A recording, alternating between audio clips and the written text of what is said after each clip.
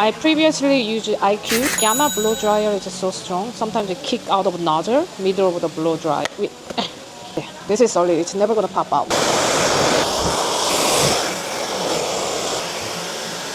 I really like they changed this, and it's really light. Let me compare with my Dyson. 89, almost 90, 57. Big difference.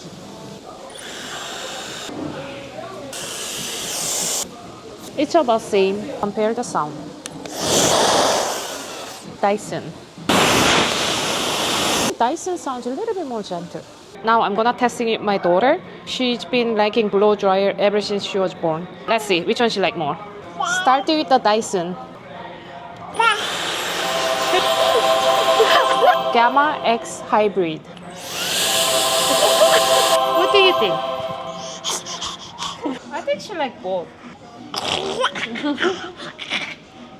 Which one do you like more? Oh, her pick is Gamma. Okay, we gotta go home. Let's... Uh-oh, she didn't want to let go. I guess she definitely liked Gamma more. Bye!